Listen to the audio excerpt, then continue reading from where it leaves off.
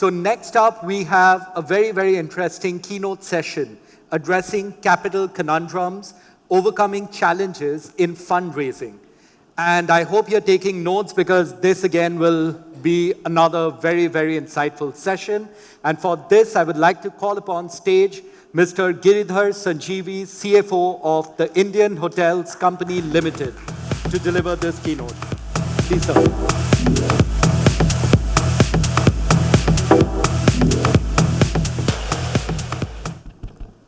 Hello, hi, can you hear me?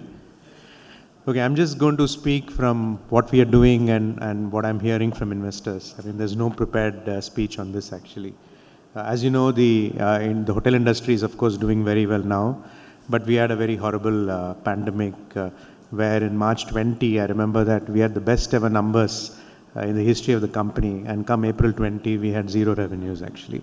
And for a period of 2 years, it was a complete kind of scary thing in terms of lack of business, inadequate cash flows. And we had to do lots of work in terms of not just meeting the here and now in terms of cash, but also making sure our business model is kind of altered to be able to come back post the pandemic. Because one challenge of the hotel industry is that it's a high cost business.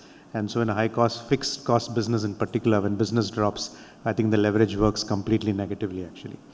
So I think one of the most important decisions we took when we came out of the pandemic, because our debt had gone up actually. And so the question was, how much debt do we bring it down through raising of monies? We clearly needed capital. And one key decision that we took in consultation of the board was to basically say that we will go zero debt actually. In fact, the market was surprised. We had about 4,000 crores of debt, and we kind of wiped it clean by kind of raising debt, and therefore today we are net debt zero company actually. And there were a lot of questions from the investors at that point of time saying that do you really need to get back to zero debt? And you can of course afford to keep a reasonable amount of debt on the balance sheet without really worrying about it, and financial leverage is good is what the investors said. But I can tell you how glad we have been that we are zero debt actually, because I think that gives a very different way of working. And I think one of the things that investors now understand is that being a zero debt company, and we in fact work on the principles of keeping even cash reserves now, and we have nearly 1,000 crores of cash on our balance sheet, is that it makes us a very, very strong company to be able to take the kind of bold moves that are required in terms of growth of business actually. And why do I say bold moves? Because the reality, all of us are CFOs, and therefore we see what's happening in the market, is that the business has come back very, very strongly actually. In fact, in a March 22, as we were getting out of Omicron, when investors asked me, what do you think will be the level of business which will happen in 22, 23? So I used to tell them that business is likely to perhaps come back to the pre-pandemic level, which was 1920. The reality is that 22, 23, the business came back to some 25% above the pre-pandemic level. And this year it's only gone up higher actually. So therefore, when such strong business growth is there, obviously we also get into investment modes actually using our free cash flows. And therefore, I think coming back to zero debt was a very important part of the equation, and investors fully understand and appreciate that actually.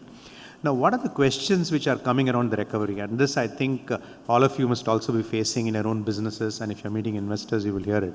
I think at one level, while the economy is doing very well, 6% GDP growth, and growth kind of being kind of distributed beyond the key metros into the interiors of the country, I think the positive thing is that the very fact that growth is now become more wider in terms of beyond the key metros, and when Uttar Pradesh says that it wants to become a 1 trillion economy, I think there's a big impact actually. The development of roads, the development of infrastructure, and the way the rural economy and the other parts of the economy are growing is a very big kind of a shift which is happening in the Indian economy actually, and that's a very big positive. And therefore, longer term, when you look at the positives of where this economy can grow, I think it's very optimistic. But if you look at what is happening in the short term, there's a very sharp K-shaped recovery which is happening actually. In fact, I think about a year ago, we thought maybe the K-shaped is going to abate. In fact, some of the economists were saying that while the urban areas kind of led the recovery, they felt that with last year's monsoons being okay, the recovery had kind of passed on. That's what the HSBC economist, for instance, said. but that doesn't seem to have happened. Even today, the narrative, if you see, is that SUVs are selling, but two-wheelers are not selling. If you look at FMCGs, the soaps and the lower end are not really selling actually. So there is a concern in terms of the K-shaped recovery which is happening at this point of time. And therefore, one of the questions which is definitely coming from investors, even to companies like us, where we are on the upper end of the K-shaped, where we are the people who can afford SUVs and who can afford discretionary spending. I think how long will the K-shape last? At least the upper end of the K-shape last, because basically investors are asking, if the lower end of the K-shape is impacted because of the economy, do you think as a discretionary spending company, the upper end of the K-shape can also last actually? And that's an important question which all of us are grappling with, and we generally believe that the upper end of the K-shape should sustain actually, part due to many reasons. And one interesting factor which has emerged in the economic narrative at this point of time is the service sector exports actually. I think service sector exports, the whole GCCs, the global capability centers, which have been set up by pharma companies, by banks, financial institutions, they almost constitute 1% or more of the GDP, which is nearly about $25 to $30 billion actually, which is very, very significant. And that is also driving a lot of the consumption. So a lot of people say that as long as those service sector exports continue to be strong, and there's no reason to believe that they will not be, they say that the K-shape, the upper end of the K-shape should be intact actually. How far, how quickly does the lower end of the K-shape come up is still one question which comes up actually. But related to this robustness of the recovery is a lot of questions are coming on business model resilience actually, because bear in mind that industries like us are discretionary spending industries, and therefore the question is that while businesses have kind of dramatically ramped up actually, what happens if the business starts to slow down? How strong is your business model resilience? I think that is very definitely coming in actually, because especially in businesses like ours, which are high operating leverage businesses. So, and costs have gone up. The reality is that post-pandemic costs have gone up actually, because during the pandemic, people took salary cuts, wage settlements did not happen. And I think, and all of those have come back with a bang actually, while we are focused on productivity. So therefore, in the cost equation, a very big part of the discussions that I'm having with investors is all about how are you maintaining the productivity of expenditure. Because if even if cost goes up, but your productivity is maintained, then you're fine in terms of helping with business model resilience. So the business model resilience is something which is getting questioned. So for instance, in our business, we have a mix of owned hotels and managed hotels. Like many hotels are not something that we own. Like to give an example, we have recently opened a hotel in the Godrej Trees in Bombay actually. That's a hotel owned by the Godrejes. We are only managers, which means we get fees for it actually. So 50% of our business is assets that we own, and 50% of the business we say is through managed properties. And what is really happening there, that is the narrative that we are telling investors, is that the asset heavy side of the business, that is assets that we own, are giving us the strong operating leverage on the upside. And hopefully, whenever the cycle turns, and it will, the asset light side of the business will give us the resilience on the downside. So one of the questions which I think we need to demonstrate to investors is how strong is the resilience of your business model? In case there's a downturn, how can you protect yourself from an adverse effect of the downturn? So whatever you can do in terms of building business model resilience is a very important question which is coming up actually. Then the other questions which are definitely coming up is that the whole capital allocation is becoming very important actually. I think that's a common question which almost every company is facing. I think there are 3 or 4 elements of capital allocation. So number one, for instance, in our case, we have said we need a strategic cash reserve. And I think it's good to keep strategic cash reserves, guys, because I think many companies don't operate on that basis. But I think it's always good to keep strategic cash reserves actually. Secondly, I think what we are saying is that in terms of capital allocation, because the problem with hotel industry is that investments are lumpy actually. Investments are lumpy, and it does take time in terms of returns to come in through. So therefore, there's lots of questions around how much of capital will you allocate towards new assets in terms of greenfields, how much of it are you willing to give for M&As, what kind of WACs that you will use, and are you confident that your incremental capital allocation can ensure that on an incremental basis, you're able to ensure that you meet your return on equity, return on ROIC kind of expectations. That's a very big question which is coming up.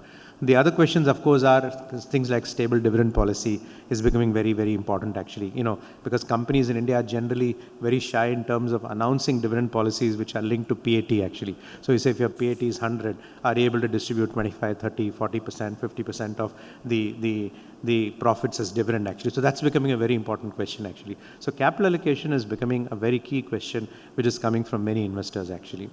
The other things I've noticed is that, see, we are a company with about 40% plus in terms of institutional shareholding. So 40% is the Tatas and about 17, 18% is domestic institutional investors. We have about 22, 23% of foreign institutional investors. So the foreign institutional investors are actually higher. And I'm now actually seeing a shift in terms of investments between DIIs and FIIs actually. I have seen that DIIs have taken some money off the table in terms of monetizing some of the existing investments, whereas FIIs have actually increased. And that's quite an interesting trend actually in which FIIs have gone up. And the way at least I have tried to interpret is that the FIIs are taking a longer view of the economy, because India's today is kind of geopolitically, in terms of various factors, being a very favored country. Jamie Dimon was here yesterday, 2 days ago at the JP Morgan conference, and I was there at the conference as well. And I think everybody kind of accepts that India is doing well, and therefore India will continue to attract a lot of investments actually. And so when FIs are talking to us, they are taking a slightly longer term view in terms of what the potential is and how you're positioned in terms of taking advantage of the emerging economic environment. And so I do see that FIs are taking, investing at the current levels that we are operating at in terms of share prices and taking a longer term view actually. I mean, and just to give you a context of share prices, during the pandemic, during the pandemic, our market cap 6 years ago when I joined was 13,000 crores. During the pandemic, it came down to 8,000 crores, which means in the middle of 2020, we were actually at a market cap of 8,000 crores. And today our market cap is 60,000 crores actually. So which means there has been a dramatic growth in terms of the share prices actually. And therefore, when I see FIs coming in at these prices, they are definitely taking a longer term view of the economy, and they're taking a view in terms of how resilient your business model and your management teams are in terms of taking advantage of it. So I do see that trend in terms of people taking a longer term view. As far as the domestic institutional investors are concerned, they have been the bulwark. Let's face it that they have been the bulwark in terms of riding through with us through the pandemic actually, where they have stayed with us, but some of them have taken some money off the table actually. And one question that companies are facing today is that, especially if you have done very strong performance post the pandemic, I think the question which is being asked is that what is the next level of growth actually? What is the next trigger for growth actually? And I think that is something which I think we need to be able to articulate very well as to what can be the next levels of growth actually. Now, related to the levels of growth, I think one of the questions which is definitely coming up, especially in companies like ours, is that you have had the G20, which has been very, very, very strong in terms of what it has done to the country and therefore impact on our industry. You have things like the World Cup, which is coming up now actually. So one of the questions which I do get asked is that, okay, this year you've got the G20, this year you've got the World Cup, what happens next year actually? So therefore, one of the key questions that investors are trying to understand is that how strong is your business model resilience, how much of it is event dependent in terms of your performance, and if those events don't exist, is your business model strong enough to be able to ride without depending on events actually. And that is an area where I think we have spent some time in explaining to investors, saying that something like a G20 also is only 2% of our top line, or less than that actually, which means that even if a G20 doesn't exist, you still have the ability to kind of have other events, and unless you believe that India goes dead, we will be okay actually. And some interesting conversations are also emerging around network effects actually. Like we are present in 125 cities and towns in the country actually. While hotels are a lumpy business, it depends on state to state how it kind of operates. The very fact that you are operating in 125 cities and towns is giving us what network effects actually. We have not spoken about network effects in the hospitality industry, but now I'm genuinely starting to talk about network effects in the hospitality industry, where you're seeing the benefit of being present in 125 cities. Like if you talk of tourist circuits, a few years ago, if you had asked people what are the tourist circuits in India, you would have spoken about Delhi, Agra, Jaipur, or you would have spoken of Kerala. But today you talk of a Dehradun, you talk of a Rishikesh, you talk of Haridwar, you talk of a Lucknow, you talk of an Ayodhya actually. There are so many new tourist circuits have happened thanks to the infrastructure which has developed. And if you're also present in those cities, you automatically take advantage of, these network effects start to kick in. Like, in the month of December, we have one of our investors bringing 15 of his LPs into India. And he wanted to take them to 4 cities actually. He didn't have to look beyond anywhere else. He just spoke to us saying that, can you help arrange accommodation? So this is the big benefit of network effects starting to kick in terms of, so network effects are something which also is becoming very important in terms of talking about the business model resilience. The other things which have happened on our cap table are that number one is that we have been included last year in the MSCI index actually. So that is bringing in a bunch of passive inflows which has happened actually, which is nice to have. And I think the passive investors kind of ensure that you get a certain amount of flow into your stock and kind of provide stability in terms of your cap tables actually. That is number one. And number two is that I know there were some discussions on ESG. Some ESG funds are also kind of coming into the cap table. It's still very small actually. Because on ESG, I think there are a lot of views on ESG, but I want to keep it simple actually. I think from an ESG perspective, the reality is that it is emerging. It is very clearly emerging. There's a lot of conversations. But from a company perspective, my narrative to investors has been that ESG in companies can be at three levels actually. One, ESG is compliance, which means there is a BRSR which has to be done, so you please comply with it. There's something else which regulators want, please comply with it. So ESG is compliance is what many companies are doing actually, and I'm completely okay with that. Because ultimately as a good corporate citizen, you need to ensure that you're compliant actually.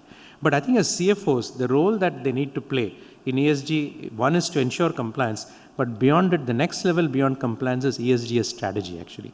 And I think a lot of work CFOs can do in terms of understanding where does ESG help you in terms of dovetailing with your business strategy.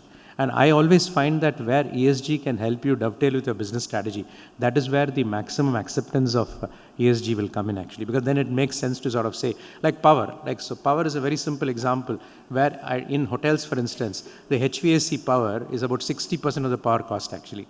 But when you enter into green power arrangements with Tata Power as an example, not only are you green in terms of ESG compliance, your power cost dramatically drops actually. And when power cost drops and your ESG compliance, there's nothing better from a ESG strategy actually. So first is ESG as compliance, second is ESG as strategy, and third is ESG as purpose, where ESG as purpose means that I will do this. Example, during the pandemic, we said that we will not fire anybody actually. Why? Because that's a Tata Group philosophy that we will not fire people. And that is ESG as purpose in relation to employees actually. So when CFOs think about ESG, think about it as, are you in the ESG as compliance? Are you as ESG as strategy? And are you thinking in terms of ESG as purpose actually? And then you can help define the companies in terms of business plans. So when I talk to investors, for instance, while there are some odd questions which do come in, I think ultimately, the way at least I respond to investors is that we want to look at it ESG as compliance and what works for strategy actually. And there I think one of the questions which is emerging slowly is the climate risk actually. Climate risk is something that at least CFO should be very, very conscious of actually. And climate risk, when I talk about it, it's not just the transition risk in terms of energy, it's also about the physical risk in terms of property. If you're and I think that is something which is not well understood actually. In fact, physical risk is an area where companies are paying little attention. So if you have got a data centers, for instance, in India, are all coming up in the coastal areas actually. So if sea level rises as an example, you have a real risk in terms of data centers being impacted, physical assets being impacted actually. And it is not just your physical assets. So when there was a Chennai flood, and the Chennai flood kind of resulted in water in 2015, and when the water came into your hotel premises, not only were your hotel operations impacted, your supply chain was impacted actually. Because it's, you can't, the supply chain is your fish vendor, your vegetable vendor, and various vendors actually. So supply chain resiliency is something which is also becoming important from an ESG perspective. And I think what is really happening from an ESG perspective, which investors are starting to take note of now, especially with the BRSR. What are regulators doing at this point of time? Regulators are increasing the disclosures that companies have to do. So if you look at the disclosures which happened in listed companies prior to March 22, they were normal business responsibility disclosures which are happening. But from March 23, the top 1,000 companies had to do BRSR disclosures actually. And from next year, you're getting into supply chain disclosures. And if you're a top 100 market cap company like ours, you're getting into reasonable assurance on ESG actually. And I think the point I'm making is that as these disclosures which are mandated with the government starts going up, there are people who are going to take notice actually. And investors are going to ask you whether you like it or not. And my concern among CFOs is that the ESG organization in most companies are not well organized. Usually it is the CSR teams in HR departments which have become chief sustainability officers, or it's the company secretaries who are driving it from a compliance perspective. But the reality is that please be aware of what you're disclosing in BRSR, because they have a direct impact in terms of business strategy actually. And with these new accounting standards which are coming in, which is ISSB 1 and 2, S1 and S2 standards which are coming in, and these standards have now been adopted by IOSCO, which is the International Securities Organization, which means it's only a matter of time before SEBI starts to adopt those ISSB standards actually. And then what will happen is that you will be forced to give financial implications of physical risk, climate risks and all into your financial statements actually. So that is coming. So I think CFOs should start gearing up for it. At this point of time, my own view is that there is no need to be ahead of regulation actually. Please follow regulation, but there is no need to be ahead of regulation, but start preparing for it, because these are issues which are going to come in. Now from an investor perspective, one thing I do want to talk about ESG, there are different styles of ESG investing.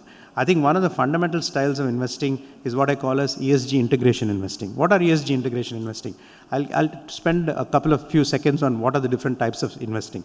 One is what I call as exclusionary investing. Exclusionary investing fundamentally means that I as a fund will not invest in coal. I as a fund will not invest in tobacco. So that is exclusionary investing, which means you do not invest. Companies like us do not fall into the exclusionary basket actually.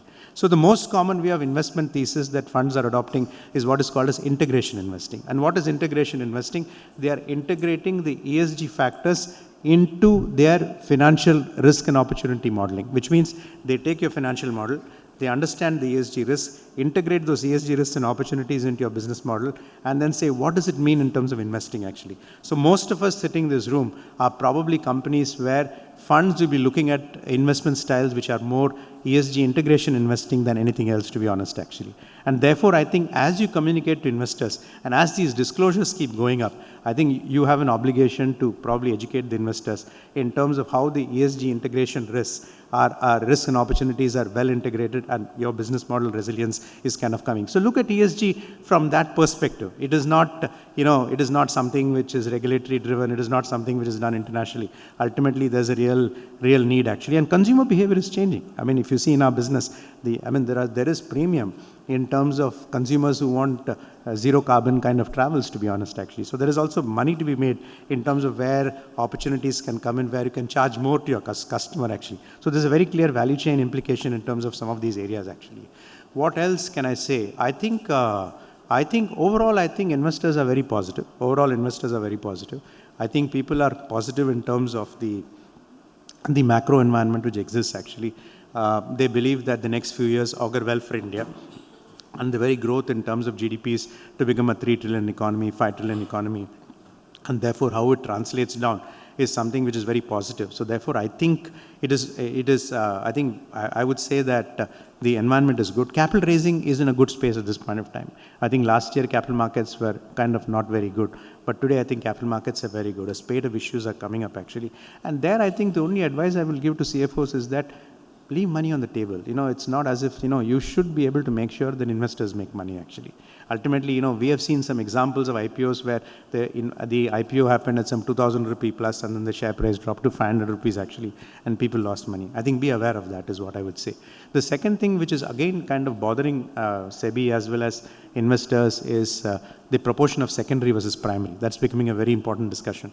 If you look at what happened in terms of the spate of issues which happened a couple of years ago, I think 60% of the monies were secondaries, which means the private equity funds which had invested in companies took the money off, which means 60% of the monies raised in IPOs went to pay back the existing private equity investors. Only 40% of the monies went back into the companies actually. And therefore, even today I was talking to somebody who's planning an IPO, and this was the discussion I was having with him, saying that how much of primary and secondary will you do as you kind of do this? So make sure you don't do too much of secondary actually. You need to be able to manage your investor expectations in terms of exits to existing investors.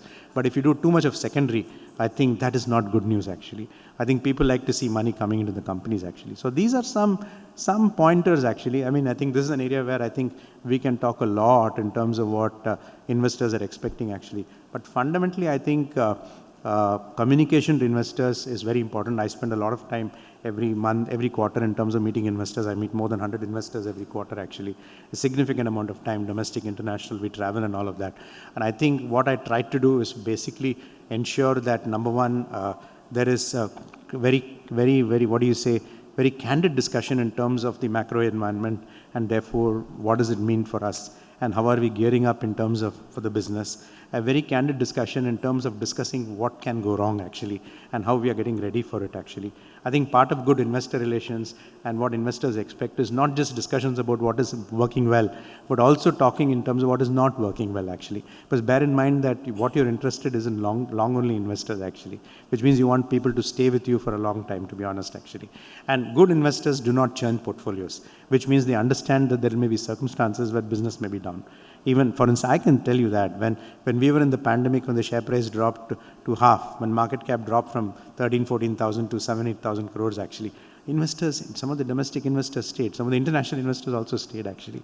They stayed because they were confident in terms of what we were trying to do in terms of business. So they've said, fine, we'll stay and we'll just ride out the storm actually. So hence I think it's so critical to be able to sort of be candid and in terms of discussing both the pluses and minuses actually. And that gives them the confidence. And especially when you're our size, where we are the proxy to the industry, because we are so big in the context of the hospitality industry, where we are bigger than the rest of the listed competition put together actually, both in terms of top line, EBITDAs, market caps and all of that. I think they look to us in terms of guidance as to what happens in the industry. And so there's a big responsibility which comes with it actually. And as long as you're able to communicate that candor in terms of communication, I think your investors are fine actually. So I think that is all I would say. And I think I'm happy to take some questions if you have. I think, yeah. Yes.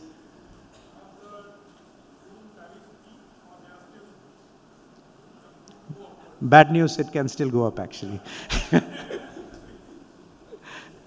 can still go up, yeah. You just need to travel to Hong Kong and Singapore and compare the tariffs that you pay there actually, and for the kind of service that you get. So I think tariffs can go up in India, absolutely.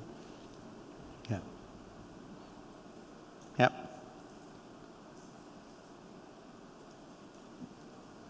Yeah, first of all, thank you for a very wonderful session for us. Its keynote sessions are really good.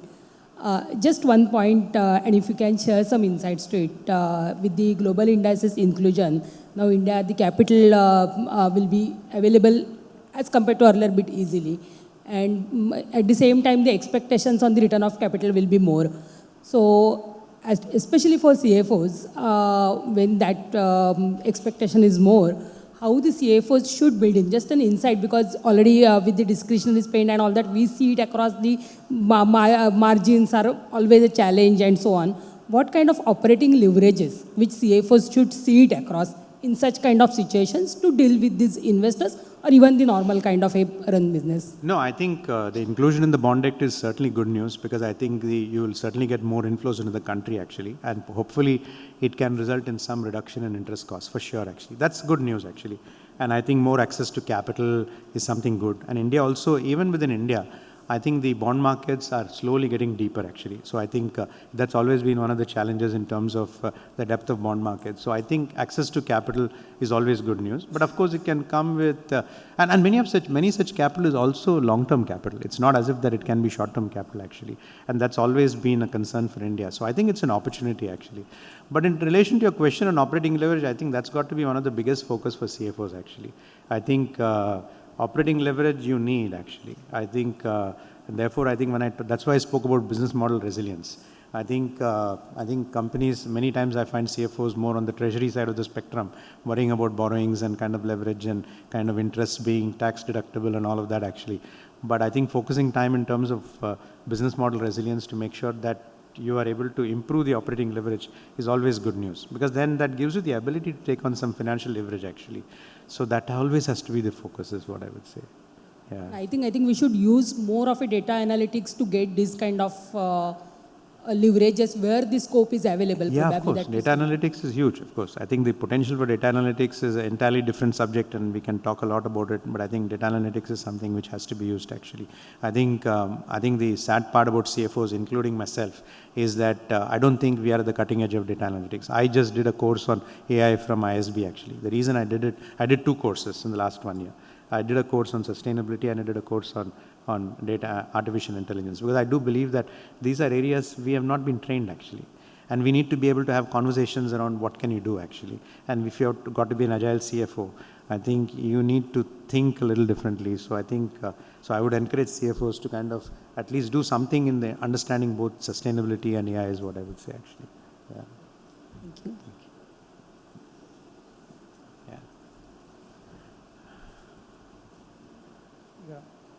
Sir, you have talking about that, okay, you have made the net debt free.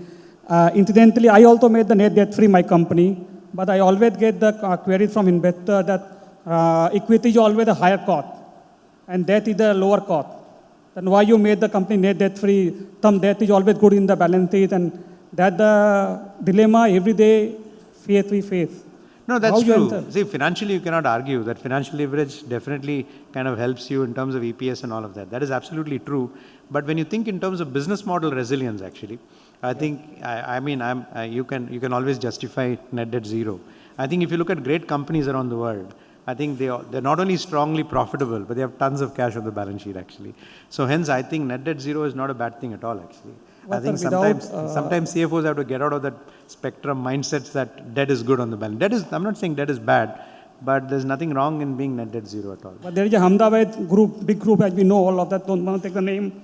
Ahmedabad group, Adani maybe that. Yeah. But they are growing by a debt only. Yeah, sure. That's the example we are getting also. No, that's fine. Different companies may have different philosophies, actually. And I think up to a certain level of debt is absolutely fine. Obviously, it's not very prescriptive, actually. For me, I think for us, the context that we are in, we are happy with the net debt zero position.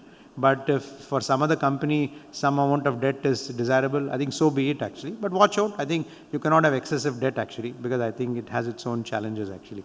As long as you're able to manage the leverage. See, if you've got strong operating leverage, you can afford some financial leverage, actually. Yeah. Correct. For me, I think it's about profitability. It's about strong free cash flows. I think as long as you have both of those with in a good operating leverage business, then you can afford some level of debt, actually. And sustainable debt is a key job of a CFO, is what I would say. I agree. Thank you. Thanks. Yeah. Hi.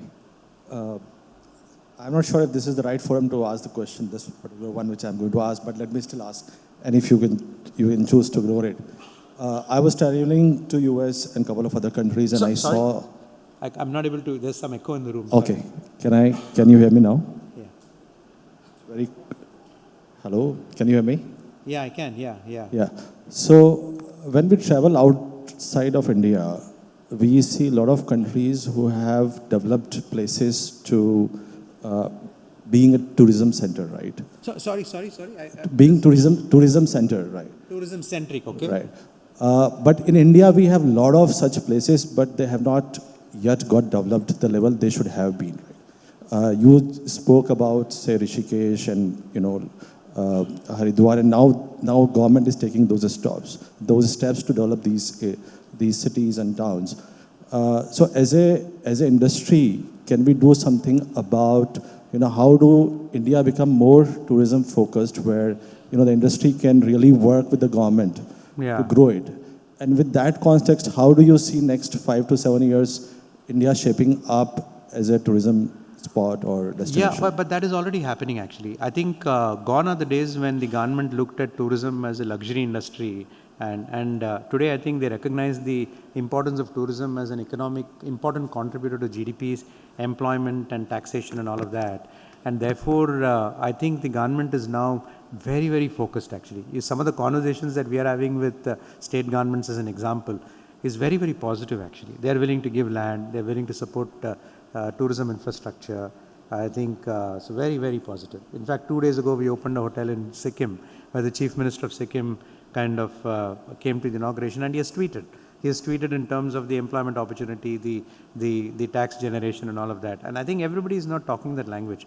So I think after a lot of time and effort, I think this has happened. This has definitely happened, actually. And so I think it will happen. And the industry is working quite closely with the government on this. Hotel Association of India, the CII Tourism, I think we are all part of that. And my boss is the chair of CII Tourism department, the initiatives. And the government is definitely kind of listening to it. Tourism will be a very important area going forward. I think that is well understood now.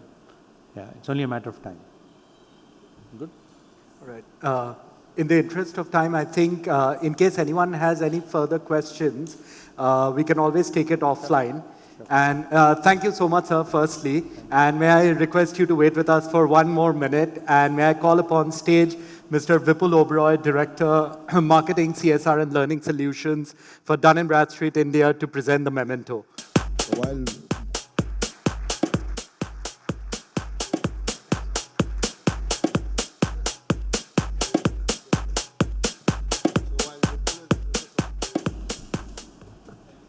Is this on? Yeah, while Vipul is presenting, thank you, Giri, for coming and sharing your thoughts. You know, I think some people make things very clear very quickly. Giri has a unique ability to do that. I've been an equity capital market banker for a major part of my life. I think the things you shared, for some of you who kind of do that, I've seen that. It was a lot of downloads. So thank you so much for that. Really appreciate it, and thank you on behalf of everybody. Thanks. Can we keep the applause going for Mr. Sanjeevi? Thank you so much, sir. All right. Such brilliant discussions, such brilliant keynote addresses. Are we all feeling recharged today?